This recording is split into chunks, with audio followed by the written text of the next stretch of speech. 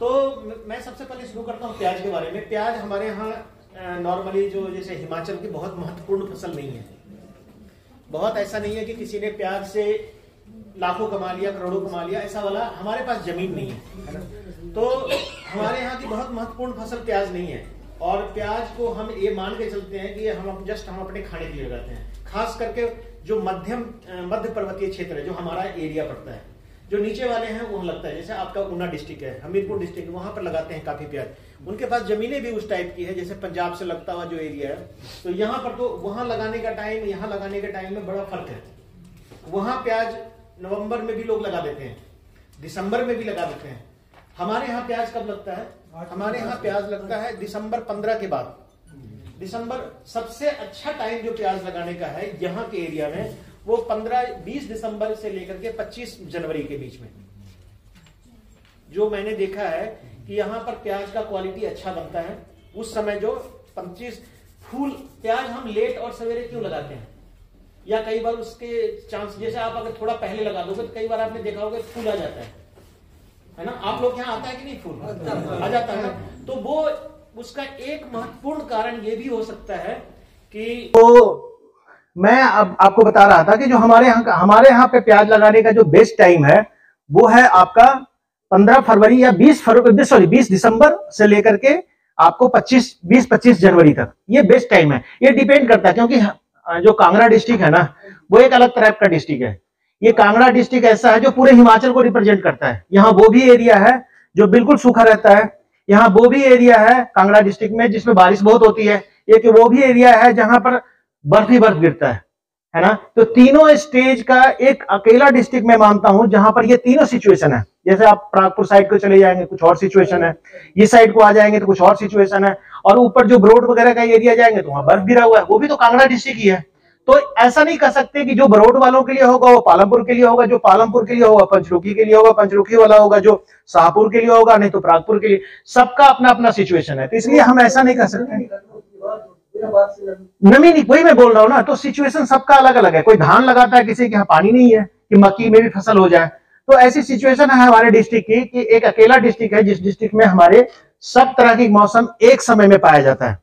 तो ये तो प्याज की बात है कि जो लगाने का टाइम यहाँ के अनुसार, चूंकि आप एक ही ब्लॉक या एक ही पंचायत वगैरह से जो भी आए हैं, तो मोस्ट प्रोबेबली आप लोग को दिसंबर के लास्ट वीक में प्याज की रुपाई करनी चाहिए, और नहीं तो जनवरी के फर्स्ट वीक में। वो बेस्ट टाइम है। लेकिन आप 15 तक अगर आपके पास लेट भी हो गया तो 15-20 तारीख तक भी अगर आप करते हैं तो प्याज हो जाता है। प्याज एक ऐसी फसल है जिसको हम सर्दी में लगाते हैं। थोड़ा सर्दी इसको चाहिए, कब तक? जब तक 3 पत्ते ना आ जाएं, और तब तक चाहिए जब तक वो 3 से 4 पत्ते बन जाते हैं। उसके बाद का टाइम जो है उसको गर्मी चाहिए। तो जब गांठ बनती है ना, वो बनती तभी है जब वो उसमें गर्मी आ जाता है मौसम में, तो गर्माहट। तो हम उखाड़ते कब हैं? नॉर्मली हम प्याज को उखाड़ते कब हैं? अप्रैल के में। तो अप्रैल में आपका प्याज अप्रैल में नहीं उखड़ता है, आपको लगता है अप्रैल में, आप अप्रैल के लास्ट में जाके उखाड़ते हैं, मई में जाके आपका प्याज अच्छी तरह से उखड़ता है शुरू में। तो लेकिन आप नीचे जाएंगे तो मार्च के बाद, मतलब अप्रैल के फर्स्ट वीक में प्याज उखाड़ने लायक हो जाता है, जिस समय आपका कनक कटना शुरू होता है। जैसे उनका कनक कटता है तो आपके यहाँ कनक हरा ही रहता है। तो ये सिचुएशन है। तो इसके अनुसार मैं कह रहा हूं कि आप लोग का जो टाइम मिलता है 3 महीने का, आपके यहाँ सर्दी भी लेट आता है और गर्मी भी लेट से आता है। तो वो जो 3 महीने का टाइम चाहिए जो प्याज को बल्ब बनने के लिए, वो है मेन। उसमें जो डंठल आता है क्या कारण? मैं बताया ना कि अगर आप पहले लगाएंगे तो एक तो कारण ये है, अगर डंठल जो बनता है या फूल आ जाता है, उसका एक कारण ये भी है कि अगर आप जल्दी लगा देंगे और फिर बहुत लेट लगाएंगे तो भी प्याज में डंठल आ जाएगा। दूसरा, अगर बीज पुराना है, जहां से आपने पनीरी खरीदी है या जो आप बीज ले रहे हो प्याज का, अगर वो बीज पुराना है, प्याज का बीज एक ऐसा बीज है जिसको कि उस नया बीज ही लगाना चाहिए। अगर आपने 100 ग्राम बीज खरीदा है या 1 किलो बीज खरीदा है, तो आप इस साल, ऐसा नहीं है कि इस साल लगा करके और फिर अगले साल भी आप उसको आधा किलो रख लो कि अगले साल लगाएंगे, वो आपको उसमें डंठल की समस्या आ सकती है। तीसरी बात है कि जो हम वैरायटी सेलेक्ट करते हैं, हो सकता है कि वो वैरायटी यहाँ के लिए अच्छी ना हो, तो इसके कारण से भी आ सकता है। तो 3 कारण है जिसके कारण प्याज में फूल आ जाते हैं, जिसको वो बोलते हैं, आप लोग क्या बोलते हैं? आप लोग डंठल आ जाता है। और डंठल से नॉर्मली जो हम माना जाता है कि ये क्वालिटी को खराब ही करता है, ठीक है ना। तो प्याज में आपका ये जो समस्या आती है, इस समस्या का आपके पास समाधान ये है कि या तो पनीरी आप खुद लगाइए, जो नॉर्मली हमारे पास बीज इस एरिया के लिए हमारी यूनिवर्सिटी के द्वारा जो वेरायटी दी गई, जैसे पालम लोहित है, वो बहुत अच्छी वेरायटी है यहाँ के लिए। पालम लोहित आप यहाँ पे लगा सकते हैं। दूसरा जो वेरायटी है वो है आपका, हाँ हाँ नहीं मिलेगा इसलिए नहीं। आप एक काम कीजिए, आप लोग सब लेके यहाँ बैठे हैं क्योंकि बीच में प्रश्न भी होगा तो आपकी क्रॉप भी आपकी कवर हो जाए। पालम लोहित का पनीर यहाँ मिलता है, लगाते हैं, लेकिन पालम लोहित का कोई बीज बनाता नहीं है। आप लोग पालम लोहित का थोड़ा सा 100-200 ग्राम पनीर ले लो आप यहाँ से, इतना। अगर ये 10 दिन 5-7 दिन के बाद शुरू हो जाएगा पनीरी बिकना, अगर आप रेडी रहेंगे तो आपको थोड़ा बहुत मिल ही जाएगा। अगर आप उसको ले, अब एक ही आदमी 10 किलो ले जाता है, इतना बड़ा तो आपका तरीका क्या है ना कि आप ले जाइए उसको लगाइए, उसका जो बल्ब बनता है वो बहुत बड़ा बनता है, ठीक साइज का बनता है, कलर भी बहुत प्यारा है उसका। और उसके बाद उसको आप जैसे आप मई में उखाड़ते हैं, उखाड़ के उसमें से चून करके 10, 15, 20 बल्ब रख लीजिए, है ना, अच्छा सा, ठीक है ना, जिसमें चोट नहीं लगे हो उखाड़ते समय, जिसमें जड़ों को नहीं काटना है, ऊपर से पत्ते को भी सूखे रहने देना, ऐसा नहीं काटना है। उसको रख करके बांध करके आप टांग करके स्टोर कर सकते हैं। कब तक के लिए? इसी समय, यानी कि अक्टूबर के किसी भी महीने में, किसी भी समय अक्टूबर में उनको कोई आधा मीटर की दूरी पे उसको लगा दीजिए आप, क्योंकि यहां पे सीड प्रोडक्शन होता है प्याज का, तो आपके पास अपना सीड बन जाएगा, फिर आपको चक्कर ही खत्म हो जाएगा। प्याज का बीज बनाना बहुत मुश्किल काम नहीं है, लेकिन प्याज का बीज बनाने के लिए आपको शुरू से तैयारी रखनी पड़ेगी कि मेरे को जो बल्ब चुनना है वो सबसे अच्छी क्वालिटी का बल्ब, जो आप प्याज पालम लोहित लगाया उसमें से जो अच्छा बल्ब है उसको निकाल करके, 10 बल्ब बहुत होता है, अगर 10 बल्ब है ना तो उसमें से कम 15, अगर अच्छी तरह से आप गोबर वगैरह खाद वगैरह सब कुछ डाला है तो बहुत मतलब 10-10, 12 आपके फूल बन जाते हैं और अच्छा खासा बीज बन जाता है उसमें, और अच्छी क्वालिटी का। कोशिश ये करनी है कि उसका जो डंठल है वो टूटने ना पाए, तो हम 4 तरह से डंडा लगा देते हैं चारों तरफ से, और ताकि वो हवा भी चले तो वो टूटेगा तो बल्ब सूख जाएगा, उसका बीज कच्चा रह जाएगा। तो ये ध्यान रखना है। तो आपके प्रश्न का तो सबसे बढ़िया इलाज यही है, और इतना किसान अगर अपना बीज नहीं बनाना सीख सकता है तो किसान कहलाने लायक नहीं है। हाँ, हमारी मजबूरी हो सकती है, क्योंकि ये हाइब्रिड नहीं है इसलिए आप अपना बीज बनाइए। लेकिन अगर आप हाइब्रिड बन लेते हैं, प्याज का बहुत सारे हाइब्रिड आपने देखा होगा, 10-100 ग्राम का पैकेट जो है वो 1,000, 1,500 रुपए का है, वो प्याज का बीज आप नहीं बनाना, नहीं तो आपके हो सकता है कि अगले बार जो प्याज बने वो छोटे छोटे बन जाएंगे, फूल तो बन जाएगा, लेकिन पालम लोहित का आप बना सकते हो, और बहुत अच्छी क्वालिटी यहाँ का है। उसके बाद AFDR है, एग्री फाउंड डार्क रेड, ये वेरायटी आप ले सकते हैं। N53 है, वो ले सकते हैं। ये 3 वेरायटी यहाँ के लिए बड़ी अच्छी है, लेकिन पालम लोहित और AFDR ये 2 वेरायटी आपके लिए बहुत अच्छी रहेगी। ये तो किस्मों की बात हो गई। पनीरी पुनीरी कब लगाना है, क्या लगाना है, क्योंकि वो टाइम निकल चुका है, अब आपके लिए आता है। कई लोगों ने यहाँ पर, बहुत सारे लोग होंगे, पनीरी वगैरह लगाई है आप लोगों ने? कोई है लगाया हुआ? आप लगाए हैं? अभी लगी हुई है पनीरी? कितने साइज का हो गया है? बेचने शुरू किए हैं। आपको खरपतवार की समस्या आती है उसमें, घास की, उसको क्या किया? 1-2 बार मैंने किया था ना। हाँ हाँ, तो सर मेरा प्याज भी नहीं, आपको मैं बताता हूं, मेरा वीडियो आप देख लीजिएगा, जब हम लिंक भेजेंगे तो उसमें कल 3-4 दिन पहले ही डाला, मैं आज अभी भी बता देता हूं। एक दवाई आती है ऑक्सीफ्लोराफेन, इसमें आ जाएगा वीडियो में, आपके पास मोबाइल होगा तो सब कुछ आ जाएगा, लिखने की जरूरत नहीं है। ऑक्सीफ्लोराफेन एक दवाई है, और स्पेशल वीडियो मैंने प्याज में बीज नर्सरी में बीज कंट्रोल का बनाया है। उसको अगर आप 1 पंप में 4 ml दवाई, 1 पंप 15 लीटर का होता है ना, उसमें 4 ml दवाई, 1 लीटर में 4 ml नहीं, 1 पंप में 4 ml वो दवाई लेके आपने स्प्रे करनी है। 1 पंप का मतलब हो गया 15 लीटर। मैं बार बार क्यों बोल रहा हूं, इसलिए कि आप कंफ्यूज ना हो। पूरे पंप में आपको सिर्फ 4 ml दवाई डालनी है। ढक्कन आपको उसमें पता होता है, लिखा होता है 3 ml, 4 ml, 5 ml, उतना ही दवाई डालना है, और उसके बाद उसका स्प्रे कर दो। तीसरे दिन एक भी घास, चौड़ी पत्ती वाले और लंबी पत्ती वाले घास नहीं रहेगा। अगर घास बड़ा हो गया है और प्याज भी बड़ा हो गया है तो उस कंडीशन में आप इसको 5 ml या 5 से 7 ml कर सकते हो, लेकिन 7 ml से ऊपर नहीं जाना आपने, कुछ नहीं नुकसान होगा। आप एक तरीका है ना, आपको लगता है कि मेरे पास बहुत सारा पनीरी है ना, और अगर आप उसमें ऐसा कीजिए, एक कोने में आप स्प्रे कर लीजिए। आज स्प्रे कर दिया ना, 2 दिन के बाद आपको पता लग जाएगा कि मेरा प्याज खराब हुआ है कि नहीं खराब हुआ है, आप टेस्ट करने के लिए सबसे बेस्ट। और 3 दिन के बाद चूंकि घास वो कमजोर पड़ जाएगा और प्याज का पत्ता वैसे ही रहेगा, तो आपको खुद आइडिया लग जाएगा कि मेरा जो प्याज है वो सबसे बेस्ट कंडीशन में है। और इस पे अगर वो लगता है कि प्याज को थोड़ा बहुत नुकसान किया है तो जितना दवाई डाले हैं 7 ml डाले हैं तो आप 6 ml कर दीजिए और उसके बाद स्प्रे कर दीजिए।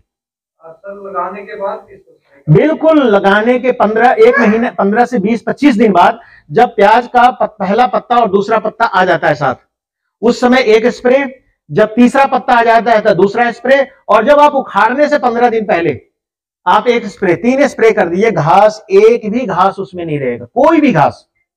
कितनी बड़ी बड़ी होनी चाहिए जो ये पहली बार करते हैं तो 2 पत्ते, जिसको हम बोलते हैं फ्लैग स्टेज। ऐसे होता है पत्ता, देखा होगा आपने, पहला निकलता है उसके साथ में एक छोटा वाला निकलता है, ऐसे निकलता है। तो उसी स्टेज में जब इतना साइज का हो जाए, इतना एक साइज का, उस समय घास बहुत महीन महीन है, उस समय तो आप 2 ml दवाई एक पंप में डाल करके लगाएंगे। और वो 3 पत्ते वाले, जो यहां पर घास बहुत होता है, देखा है आपने आपके क्यारी में, वो 3 पत्ते वाला घास होता है जिसकी नीचे गांठें होती है, क्या बोलते हो आप लोग लोकल उसको? हाँ, जो भी है, 3 कोना टाइप का, और बहुत घास निकलता है और प्याज में भी निकल जाता है वो, है ना। और वो बिल्कुल ही साफ हो जाएगा, एक भी घास नहीं रहेगा। वो भी घास बिल्कुल जड़, और वो जो साफ होगा वो जड़ से साफ होगा। किसी ने मेरे को फोटो भी भेजा था, वीडियो भेजा था कि डॉक्टर साहब मैं इस घास से परेशान हूं, किचन गार्डन में लगाया था, तो मैंने उसको बताया था। तो आप, ये तो हो गया प्याज के बारे में लगाने के बाद। ये आपने बताया कि जैसे 3 ml या 4 ml स्प्रे करना है, क्या स्प्रे करना ही ठीक रहेगा, या फिर जैसे हमारे पास वो फुहारे वाली ड्रेंचिंग होती है? देखिए, अगर आपका छोटा क्यारी है, उसमें पानी ज्यादा निकलता है, आपके पास एक कनाल में प्याज लगाया हुआ है, तो एक पंप में हो जाएगा। अगर आप फुहारा से चलोगे तो एक, कितना भी दौड़ोगे ना तब नहीं होगा, वो तो नीचे जमीन में चल जाएगा, उसका कोई असर नहीं होगा, लेकिन आपका दवाई बर्बाद होगा। आप उस फुहारे से भी कर सकते हो, कोई दिक्कत नहीं है, लेकिन वो बाकी दवाई तो नीचे जमीन में चला जाएगा और राख हो जाएगा, वो उसका और कोई यूज नहीं है। जो पत्ते पे लगेगा वही, तो वो आपके ऊपर डिपेंड करता है। बेस्ट तरीका तो ये है ना, जब तक ये पत्ते के ऊपर नहीं लगेगा तब तक इसका असर नहीं होगा।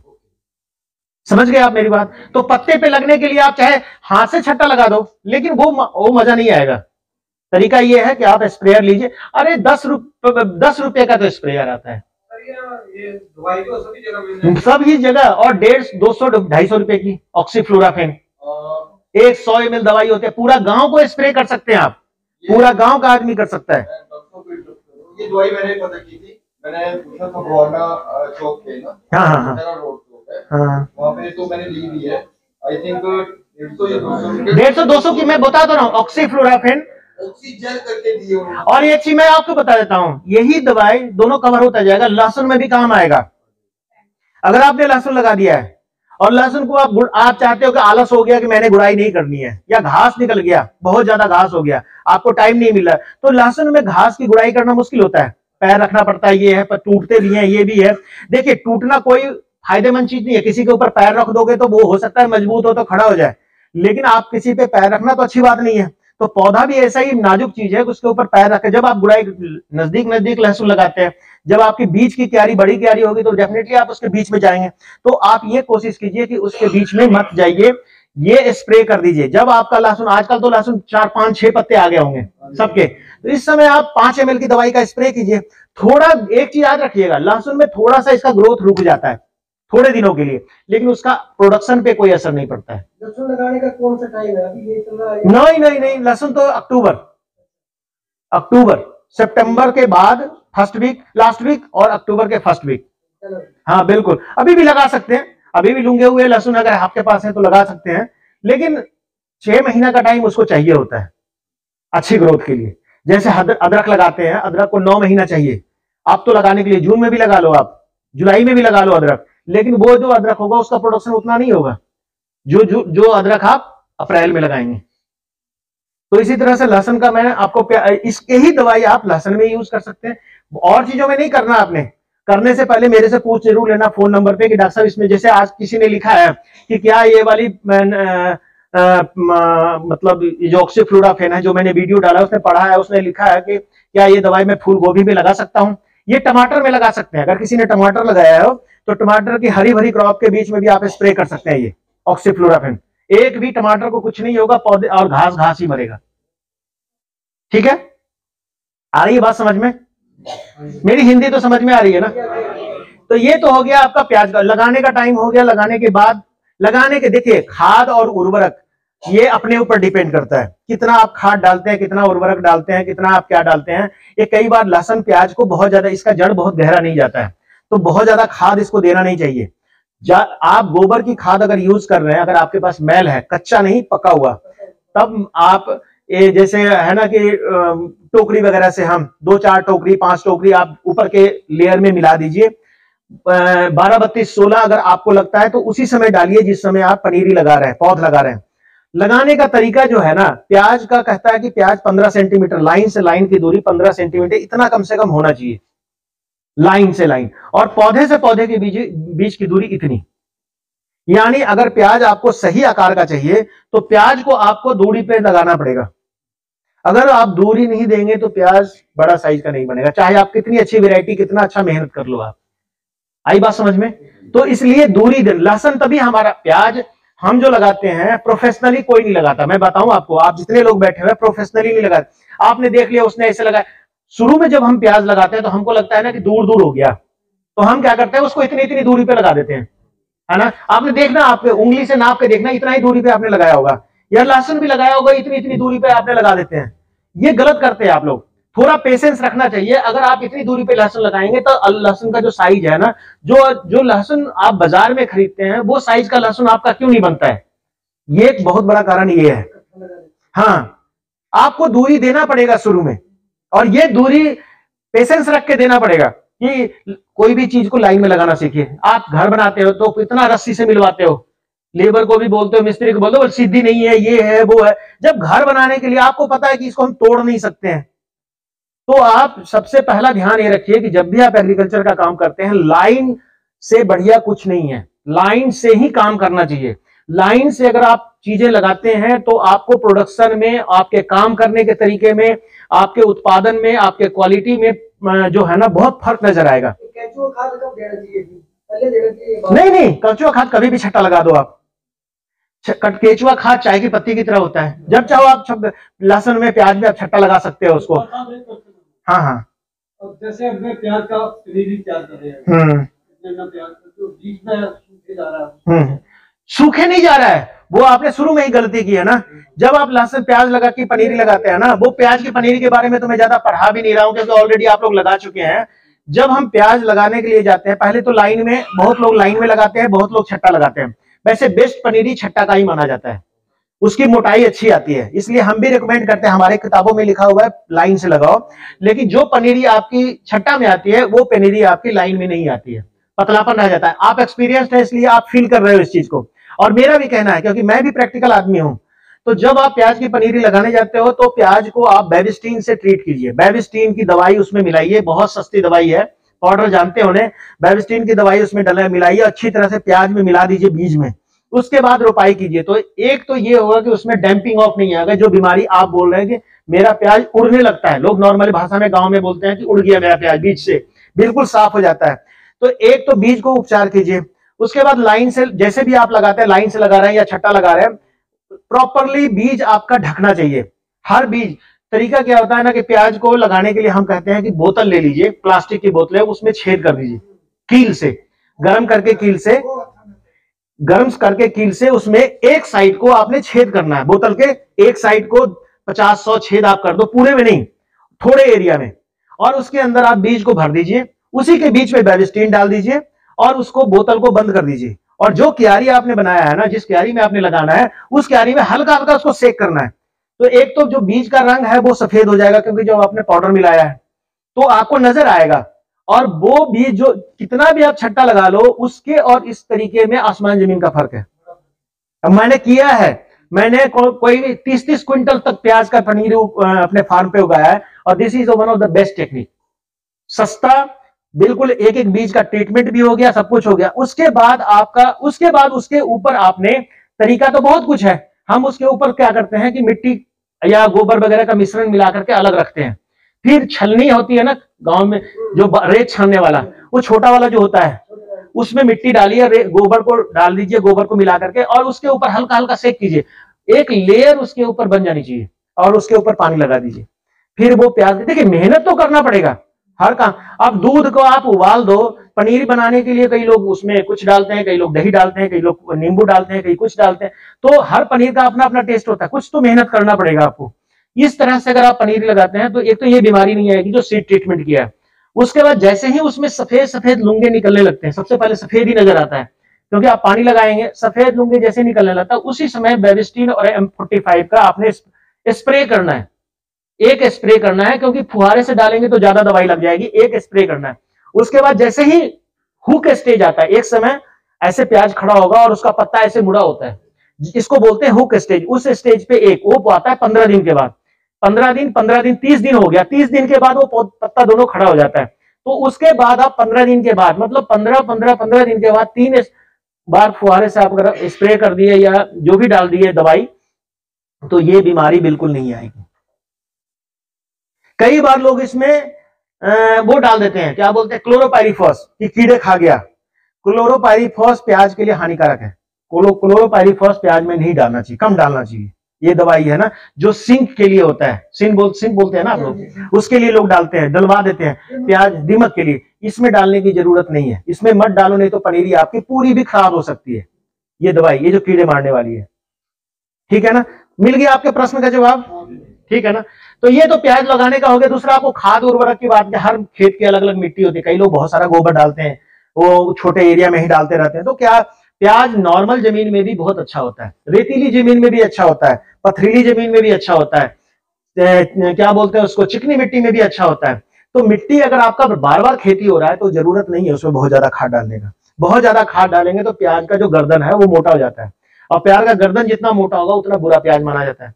प्याज की गर्दन होनी चाहिए पतली, जितना पतला गर्दन होगा उतना बढ़िया क्वालिटी का प्याज माना जाता है, और जितनी गर्दन मोटी होगी उतने ज्यादा चांसेस है उसमें से डंठल निकलने की, ठीक है ना। तो ये ध्यान रखिएगा आप, ज्यादा यूरिया डालेंगे जब, कई बार प्याज, इसमें एक बीमारी आती है जिसको हम बोलते हैं डाउनी मिल्ड्यू। आपने देखा होगा पिछले बार बहुत आया था ये, कि पत्ता बहुत बढ़िया हो गया और उसके बाद पत्ते के ऊपर एक काले रंग का पाउडर आता है, पाउडर बन जाता है, और उसके बाद पत्ता अपने आप पीला हो जाता है, फिर सूख जाता है, फिर गिर जाता है, टूट जाता है, ऐसे मुड़ जाता है, जैसे लगता है कि उसको कोई बीमारी लग गई।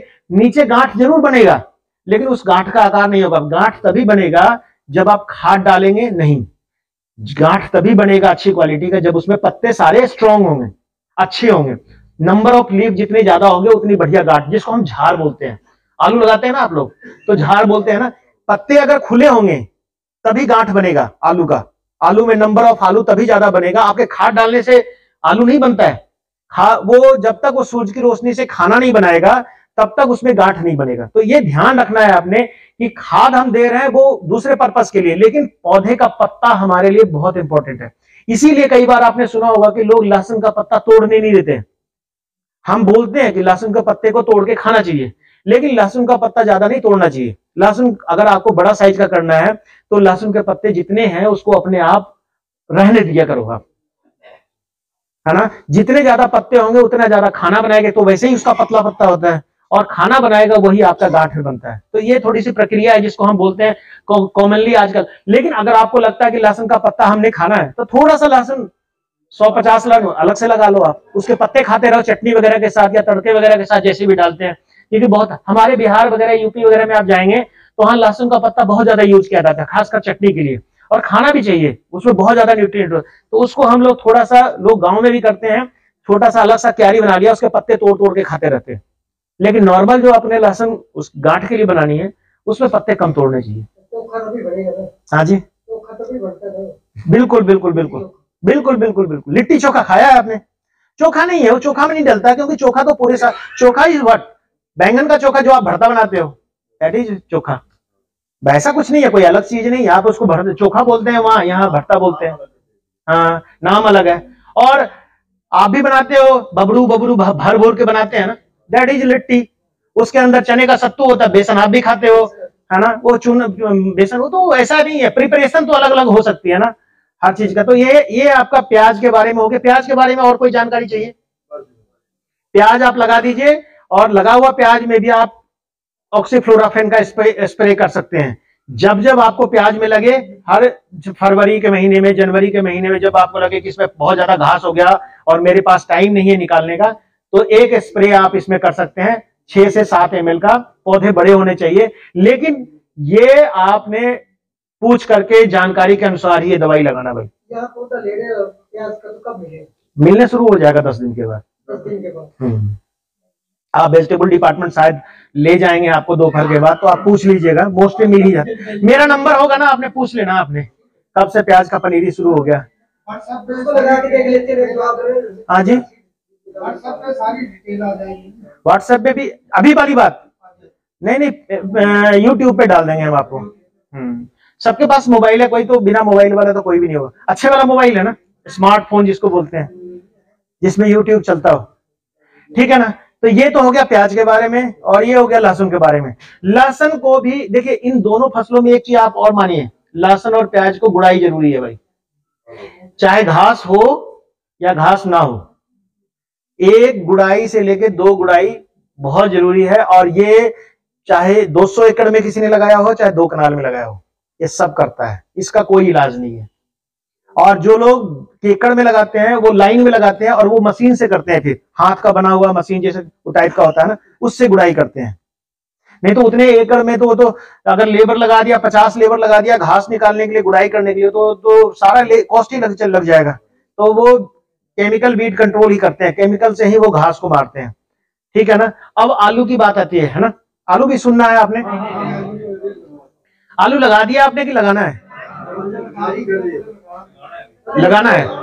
देखिए सर, ऐसा है ना, आलू ऐसी क्रॉप है, हर जगह अपनी अपनी सिचुएशन है। अभी जो आप आलू खा रहे हो, वो कहां से आ रहा है? वो तो निर्मली उन्ना से आ रहा है।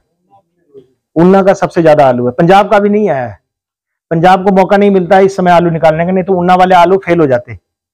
तो पहला आलू निकल करके अभी नया आलू जो आप लोग खा रहे होंगे, वो सारा आलू आपका जो है वो पंजाब से नहीं, वो हिमाचल का ही आलू है। और नॉर्थ इंडिया पूरा जो है वो आपके उन्ना डिस्ट्रिक्ट का ही आलू खाता है, नॉर्थ इंडिया पूरा पहला आलू। और हिमाचल में उन्ना ही एक ऐसा डिस्ट्रिक्ट है जहां पर 3 फसलें ली जाती है आलू की कंटिन्यूअस। एक सितंबर में लगती है, जो अक्टूबर के लास्ट में नवंबर में उखड़ जाता है, नवंबर 5-7 के बीच में उखड़ जाता है। एक नवंबर सेम डे लगा देते हैं, नवंबर में लगता है, वो जनवरी फरवरी में उखाड़ते हैं। और एक जनवरी फरवरी में लगाते हैं, वो आपका अप्रैल मई में उखड़ता है। तो मैं वही बता रहा हूं, वो 3 फसल लेते हैं और 2 फसल से वो कमाते हैं, 1 फसल उन गवाते हैं। लेकिन 3 फसल उनकी मजबूरी है। पहली फसल को कच्ची फसल बोलते हैं, दूसरी फसल भी होती है उसको भी कच्चा ही, सेमी कच्चा मानते हैं। पहली क्रॉप होती है उनकी 60 दिन की, दूसरी क्रॉप होती है 90 दिन की, तीसरी क्रॉप होती है उनकी 120 दिन की। जो 60 दिन वाली क्रॉप होती है उसका प्रोडक्शन होता है 7 से 8 क्विंटल एक कनाल का। जो बीच वाली 90 दिन वाली क्रॉप है वही 7 से 8 क्विंटल वाला, वो 10 से 12 पर चला जाता है। और जो लास्ट वाला लगाते हैं, वो जो पक्की फसल होती है जिसको वो कोल्ड स्टोरेज करते हैं, वो लगाते हैं, वो करीब करीब 14 से 15-18 क्विंटल तक चला जाता है पर कनाल, जिसको पूरा टाइम मिलता है।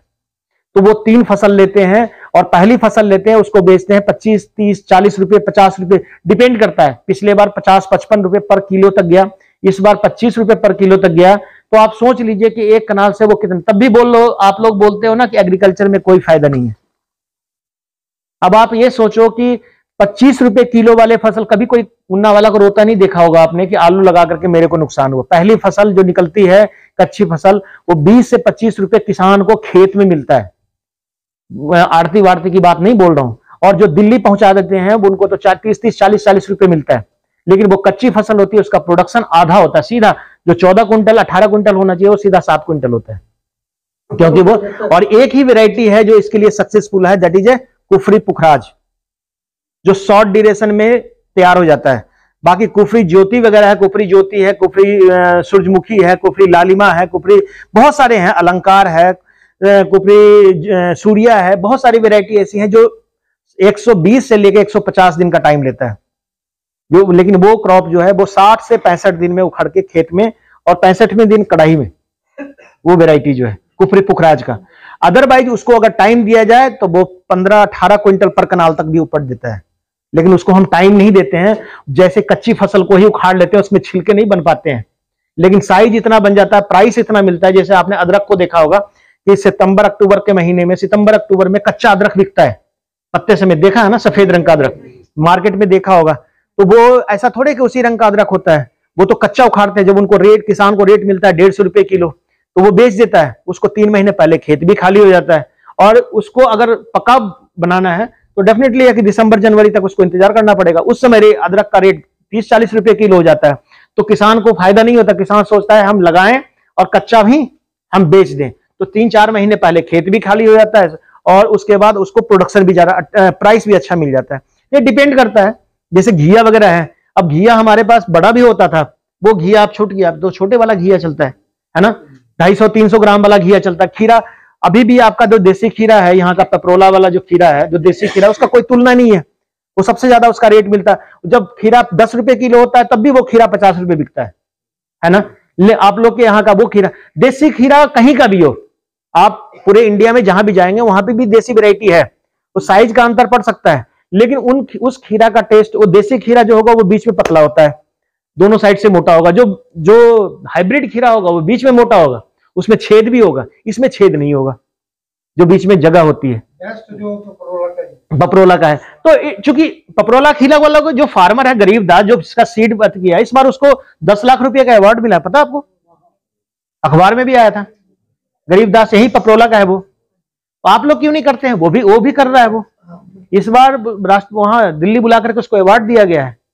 तो डिपेंड करता है किसानों के ऊपर। कुछ लोग वो उसका बीज रखता है, उसको संजोगता है, हर बार वो लगाता है, 3-4 लाख रुपए का खीरा बेचता है और उसका खीरा मुंह मांगी कीमत पे बिकता है। खाद बिल्कुल नहीं डालता, गोबर की खाद पे चलता है। तो ये डिपेंड करता है कि आप अपना देसी चीजें को आप संजोग के रखे हैं कि नहीं। देसी लहसुन अभी भी 25 कलियां होती थी, देसी लहसुन देखा है आपने ना, उसमें 25-25 कलियां। आजकल को कितनी कलियों वाला है? एक तो प्याज की तरह ही आता है। एक आध देखा होगा जिसमें 3 या 4 होते हैं, एक में 6 या 7 होता है। लेकिन असली जो देसी होता था वो छोटा ही होता था और उसमें नंबर ऑफ जो कली होती थी, तो घर वाले बोलते हैं कि छीलने में प्रॉब्लम होती है, तो धीरे धीरे देसी आप, जबकि उसमें गुण ज्यादा था उस देसी लहसुन में। अब उस देसी लहसुन को लोगों ने खत्म कर दिया। लोग अब बाजार से लाते हैं वो बड़े बड़े वाला, उसमें आप कितना भी डाल लो लहसुन का टेस्ट ही नहीं ज्यादा आता है।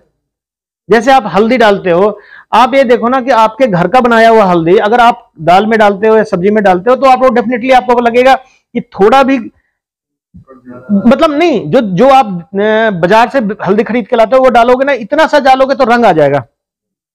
तो इतना से 5 लोग का परिवार है, उसको क्या हल्दी का फायदा होगा?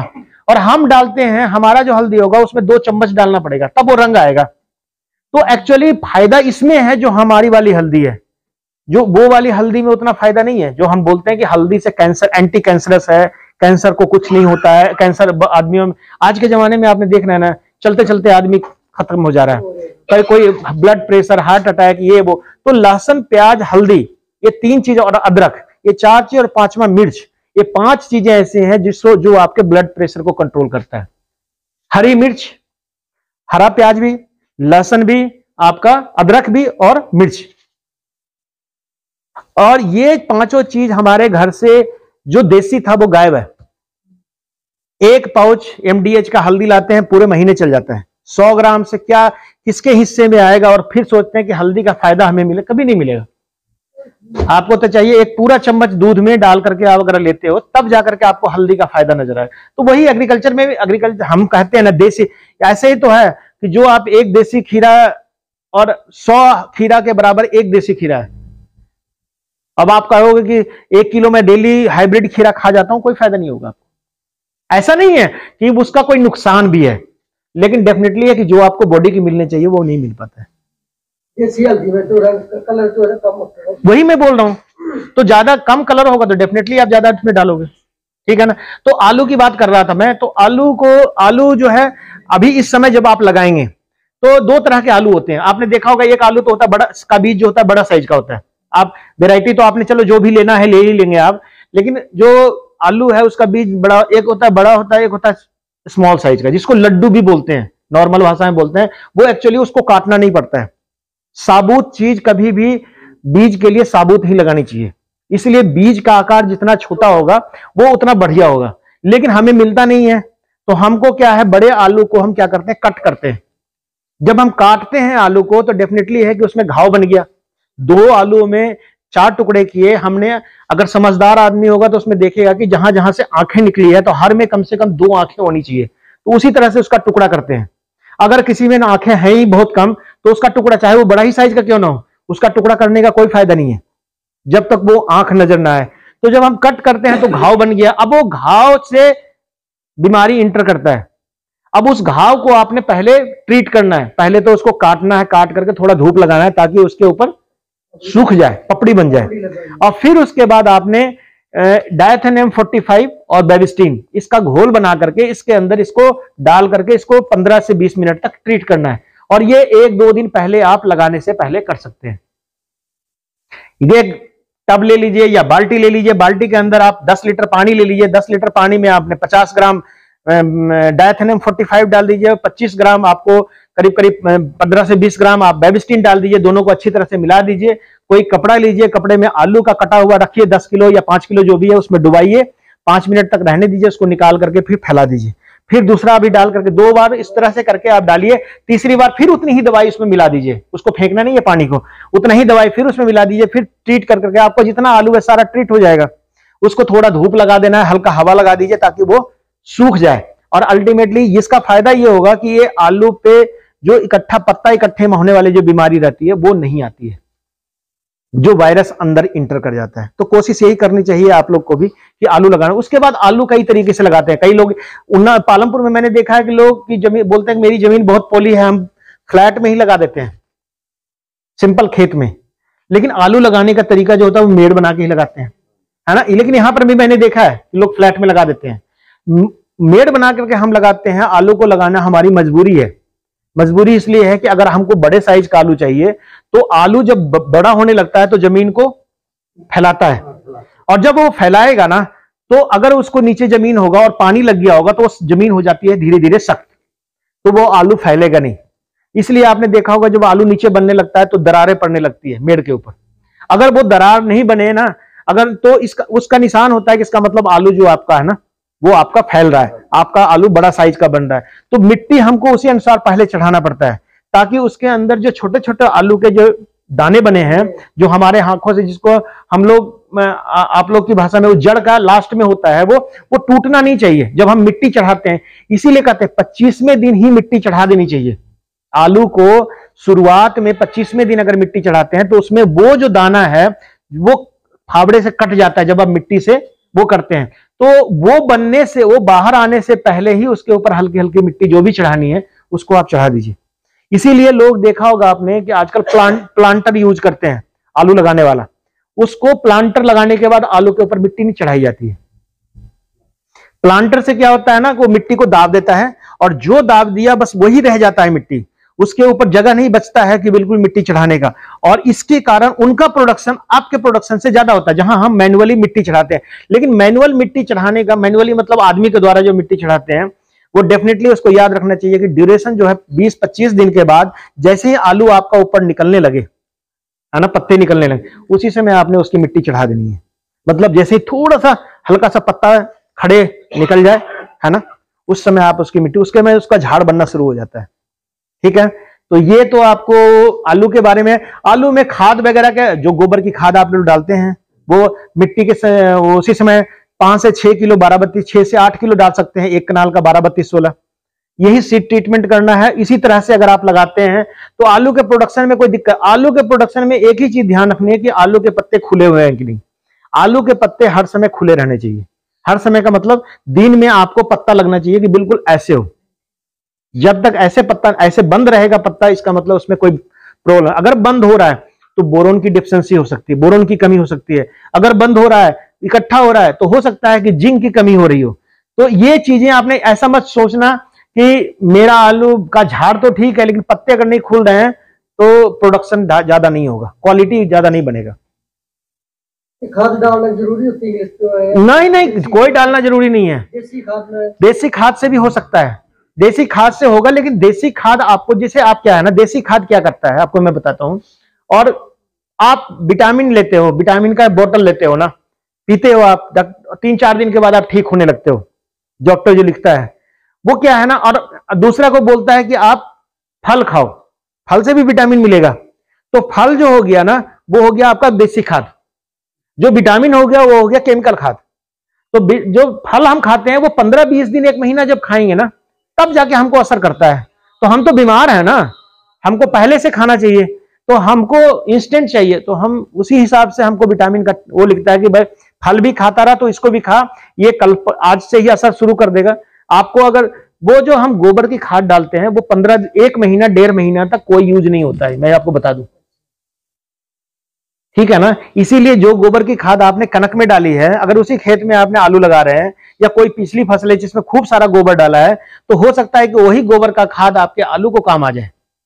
इसीलिए पिछली फसल में हम जो खाद डालते हैं, खास करके ऑर्गेनिक खाद, जैविक खाद, जो कार्बनिक खाद, जो हम केचुआ खाद है, 1232 गोबर की खाद है या पत्ते वाली खाद है, जो भी हम डालते हैं वो कम से कम 1.5 से 2 महीना लगता है उसको असर करने में। तो सर इसका आलू में लेट ब्लाइट या अर्ली ब्लाइट का जो रोग आता है? हाँ, लेट ब्लाइट और अर्ली ब्लाइट जब आती है, ये चांसेस तभी रहता है जब मौसम धुंधला हो जाता है, जब बारिश की संभावना रहती है, मौसम में ठंडापन आ जाता है और बारिश होने की संभावना। आप देखेंगे कि अर्ली ब्लाइट ज्यादा नुकसान तो नहीं करता है, लेकिन ज्यादा नुकसान करता है लेट ब्लाइट। और आपको सिम्टम नजर क्या आएगा कि जैसे ही आप आलू लगाओगे तो आलू के पत्ते के ऊपर आपको काले रंग के धब्बे नजर, भूरे रंग के काले रंग के धब्बे नजर आएंगे। आप जब खेत में चलकर देखोगे तो आपको क्रिटिकली देखना पड़ेगा, जब धुंध जैसा मौसम हो, ठंडापन हो, बारिश हो रही की संभावना हो, तो ये चांसेस रहता है कि उस समय ये ब्लाइट आ जाती है। तो जैसे ही पत्ते के ऊपर आपको अगर ब्लाइट की संभावना दिखती है कि पत्ते के ऊपर दाग आ गया, तो समझ लीजिए कि अगर आपने इसको ट्रीटमेंट नहीं किया तो 3 से 4 दिन में पूरे खेत में फैल जाएगा। और ये जरूरी नहीं है कि अगर मैंने लगा रखा है, इन्होंने भी लगा रखा है, 5 लोगों ने यहां पर आलू लगा रखा है, अगर उसके खेत में आ गया है तो आप भी अलर्ट हो जाओ कि आप ये मत सोचो कि मेरे खेत में तो नहीं आया है। तो एक स्प्रे, तो जैसे शुरुआत में अगर प्रॉब्लम नहीं लानी है तो जैसे ही झाड़ बनता है हर 15 दिन के बाद, 20 दिन के बाद डायथेन M45 और बेविस्टीन का स्प्रे कीजिए। नहीं, उसके बाद अगर आपका संभावना रहती है तो आपको कॉपर ऑक्सीक्लोराइड का स्प्रे कीजिए। अगर उसके बाद भी रहता है तब आप रिडोमिल का स्प्रे कीजिए। ये 3 दवाई जो है बड़े काम की है। रिडोमिल MZ करके आता है, वो बहुत अच्छी दवाई है, 2.5 ग्राम पर लीटर पानी में मिला करके उसका स्प्रे मारिए। लेकिन एक चीज जान लीजिए, जब अगर ब्लाइट आ गया है और ब्लाइट आपके यहां फैल गया है तो जो उसको कंट्रोल करना मुश्किल है, इसलिए आपको पहले ही स्प्रे करना ज्यादा फायदेमंद रहेगा। और इसका स्प्रे भी आपका पंप सॉलिड होना चाहिए। सॉलिड का मतलब जिसमें खूब फुहारे बने, पानी की तरह नहीं गिरे, ताकि वो धुएं की तरफ गिरे जो स्प्रेयर हो ना, ताकि वो पत्ते के नीचे भी लगे और पत्ते के ऊपर भी लगे। इसलिए स्प्रेयर जितना महीन दाना का मतलब अच्छा स्प्रे होगा, उतना तैरता हुआ नजर आएगा आपको। जब वो तैरता हुआ नजर आता है वो सबसे ज्यादा फायदा करता है स्प्रेयर। इसलिए फुहारे से नहीं डालते हैं हम कभी भी इस तरह के बेविस्टीन वगैरह को। ड्रेंचिंग अलग चीज होती है और स्प्रेयर अलग चीज होता है। ड्रेंचिंग में हम फुहारे से कर देते हैं, स्प्रेयर में आपको इससे करना पड़ता है। तो ये डायथेन M45 जो मैंने बोला बेविस्टीन, ये आपके लिए बहुत काम की चीज है। ये दवाई बहुत सारे, आपको मैंने प्याज में बोला ना कि प्याज में जो डाउनी मिल्ड्यू आ जाता है उसको भी आप प्याज में, वैसे तो इसको कंट्रोल करने के लिए अगर चूल्हे की राख, नॉर्मली आपके घर में चूल्हा नहीं होता है, लेकिन जिनके पास चूल्हा है, चूल्हे की राख बहुत फायदेमंद होता है, बहुत ज्यादा फायदा करता है।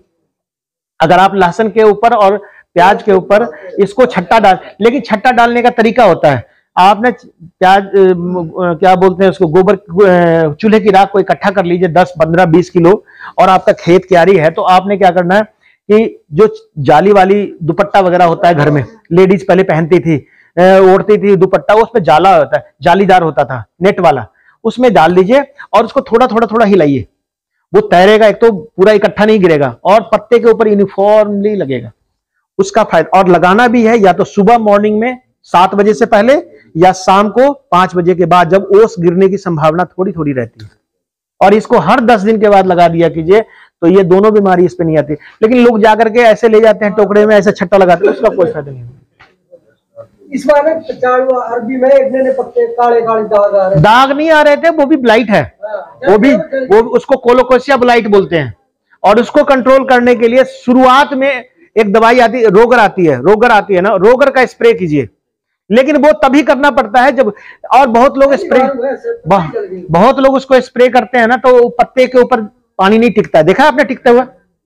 नहीं टिकता, पत्ते के ऊपर कोई पानी नहीं टिकता है। तो इसको पानी को टिकाने के लिए क्या करना पड़ता है, इसके अंदर पंप के अंदर थोड़ा सा शैम्पू डालना पड़ता है। एक शैम्पू लीजिए और इसके 1 रुपये वाला आता है, उसमें डाल दीजिए और उसके बाद स्प्रे कीजिए। तो इसके ऊपर, पत्ते के ऊपर दवाई आप वैसे स्प्रे करोगे तो कोई फायदा नहीं होगा, पानी उस पर टिकता ही नहीं है। तो उसको जब भी आप दवाई कीजिए उसमें चिकनाहट नहीं, चिकनाहट को काटने वाला चाहिए, काटने वाला चाहिए। निरमा डाल लो आप। नहीं नहीं, निरमा नहीं डालना, ऐसा गलती मत करना। आपने जो मैं डालने के लिए बोल रहा हूं ना, शैम्पू आता है 1 रुपए वाला pouch, that is okay. Shampoo होता है माइल्ड होता है, वो उसमें कास्टिक सोडा नहीं होता है, वो खराब कर। वैसे कास्टिक सोडा भी यूज करता है, कीड़े को मारता है बहुत, तेला वगैरह को, तेला वगैरह, लेकिन ज्यादा मात्रा में डालेंगे तो वो खत्म हो जाएगा। ठीक है, 1:45 बज गया। और कोई प्रश्न करना है पूछिए। अदरक का भी भंडारण कैसे करना है? अदरक का भंडारण हम करने के लिए दिसंबर के महीने में अदरक को उखाड़ लेते हैं। जब तक अदरक का पौधा पूरी तरह से सूख ना जाए तब तक हमको अदरक नहीं उखाड़ना है। जब तक पत्ते पीले होकर के सूख जाएं उसके बाद अदरक उखाड़ना है। उखाड़ने से पहले आपने उसमें ज्यादा सिंचाई नहीं करनी है। अदरक को निकाल लीजिए, उसको धूप लगाइए, सुखाइए, उसको धोना नहीं है, हाँ सुखाना है पलट पलट के, ताकि उसकी मिट्टी अपने आप टूट करके सारा निकल जाएगा। जड़ें वगैरह है उसको तोड़ दीजिए आप, है ना। और उस अदरक के टुकड़ों को तोड़ना नहीं है, जितना बड़ा है उसको कोशिश ये रखनी चाहिए कि एज सच ही पूरा का पूरा, जहां टूटेगा वहां पर संभावना रहेगी बीमारी की, तो तोड़ना नहीं है। एज सच ही आप जैसे भी आपके पास अदरक निकला है, और इसको रखने के लिए छत पे नहीं रख सकते हैं, घर में नहीं रख सकते हैं, इसको रखने के लिए खाती बनानी पड़ती है। देखा होगा आपने सोलन डिस्ट्रिक्ट, राजगढ़, सिरमौर डिस्ट्रिक्ट वगैरह में ना, इसको खाती बनाते हैं। जमीन के अंदर 1 मीटर गहरा गड्ढा बना लीजिए, है ना, ठंडा रखने के लिए। और उस कमरे, जिस कमरे में आपने गड्ढा बनाना है, वो पशुओं का साला भी, जो गौशाला वगैरह होता है जहां तुड़ी वगैरह रखते हैं, वहां भी बना सकते हैं। 1 metre by 1 metre by 1 metre का गड्ढा बना के परमानेंट रख दीजिए आप। उसमें नीचे रेत डाल दीजिए ताकि वो सूखा रहे, और उसका जो दीवार है उसके बीच में चूना कर दीजिए थोड़ा सा, ऐसे ऐसे ब्रश से लेकर के, और उसके बीच में आप अदरक को रख दीजिए। अदरक बिल्कुल सूखा होना चाहिए, अच्छा खासा धूप लगा हुआ होना चाहिए, और उसको रख करके उसके ऊपर पुआल, उसके ऊपर फिर अदरक, फिर उसके ऊपर पुआल, ऐसे धान का जो पुआल मिलता है, या सूखे पत्ते, अगर नहीं वो है तो सूखे पत्ते आप उसके ऊपर डाल सकते हैं, जो आम उम के पत्ते या पतले वो वाले पत्ते होते हैं, उसको रख करके, और लास्ट में ऊपर में लकड़ी के उससे कोई तख्ती से ढक दीजिए।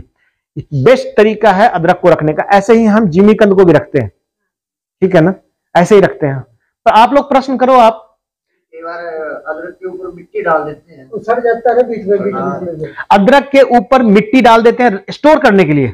मिट्टी तब डालनी है जब आपने पूरा ऊपर में पत्ते डाल दो, और पत्ते के ऊपर दबे रहने के लिए, ताकि वो डिस्टर्ब ना हो। मिट्टी से अच्छा लकड़ी का तख्ती रख दो, वो ज्यादा बेटर है।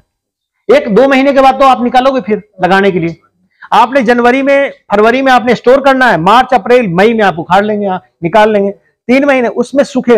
अदरक खराब तभी होता है जब इसको नमी लगती है, और नमी नहीं लगना चाहिए।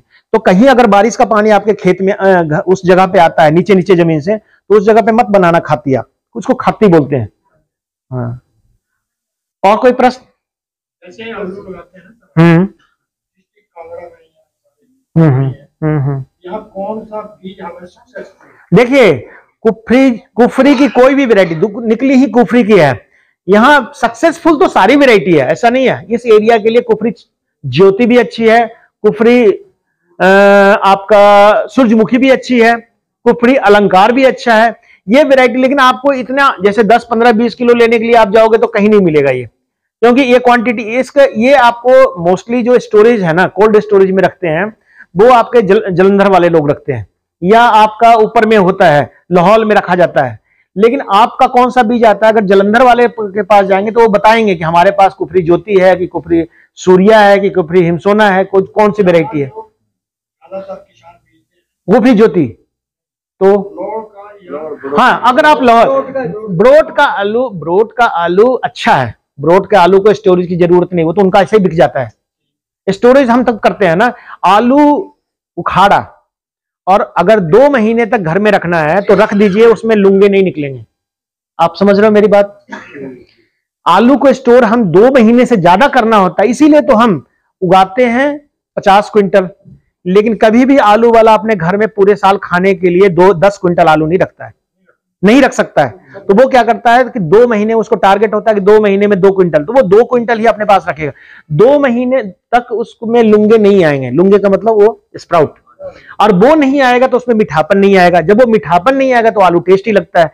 कोल्ड स्टोरेज में हम इसलिए रखते हैं कि वो जो निकलने वाला है ना, उसको दबा रहे, वो ना निकले। जैसे ही वो निकलेगा इसका मतलब वो निकलने का मतलब उसको खाना चाहिए। खाना किस रूप में चाहिए? ग्लूकोज के रूप में। ग्लूकोज का मतलब आलू मीठा बनना। तो जब मीठा बनेगा तभी उसको खाना मिलेगा, तो इसलिए आलू मीठापन आ जाता है। बहुत टेक्निकली बात नहीं है, आपको मैं बता रहा हूं, आपको एक समझने वाली बात बता रहा हूं।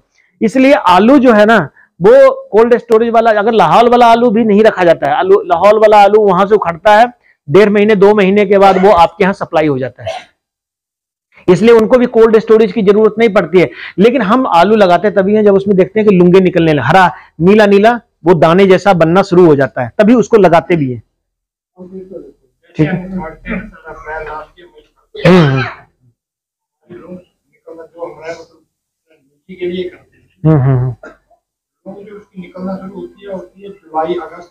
अगस्त में होती है ना। हाँ, तो मैं वही 2 महीना तो मैंने बोला, आप मई में उखाड़ते, जून जुलाई अगस्त में निकलना शुरू होता है। वही प्याज का हाल है। प्याज भी हम 100 क्विंटल उगा लें, लेकिन खाने के लिए हम 2 महीने का रखते हैं। तीसरे महीने में उसमें लुंगे निकलने, 2 महीने इसकी डोरमेंसी होती है, अपने आप ये रुका रहता है डोरमेंट। ये प्याज को वैसे उखाड़ के फेंक दो, उसमें से लुंगे निकलेंगे ही नहीं। वो तभी निकलेगा जब 2 महीने की डोरमेंसी, जिसको सोने की अवस्था, वो सुसुप्ता अवस्था बोलते हैं, वो सोने की अवस्था जैसे कि उसकी कंट्रोल कंप्लीट हो जाएगी, उसमें से लुंगा निकलना शुरू होगा। और लुंगा निकलता तब है जब हवा में नमी ज्यादा हो जाता है। जब आपका होठ सूखने लगे तो समझ लो हवा में नमी कम है। जब आपका होठ नहीं सूखे तो समझ लो हवा में नमी बढ़ गई है। और जब हवा में नमी बढ़ जाती है तो प्याज के और लहसुन के जो गठियां है ना, वो लूंगने शुरू हो जाते हैं। एक आलू के लिए आप कौन सी स्प्रे करें? 3 दवाई मैंने बताया। पहला तो डायथेनियम 45, इसको आप M45 के नाम से भी जाते हैं, M45 के नाम से भी आता है मार्केट में, M45 जिसको हम बोलते हैं। दूसरा बेबिस्टीन, तीसरा बेबिस्टीन, हाँ, तीसरा कॉपर ऑक्सीक्लोराइड, और चौथा रिडोमिल MZ। ये 4 दवाई है जो बहुत काम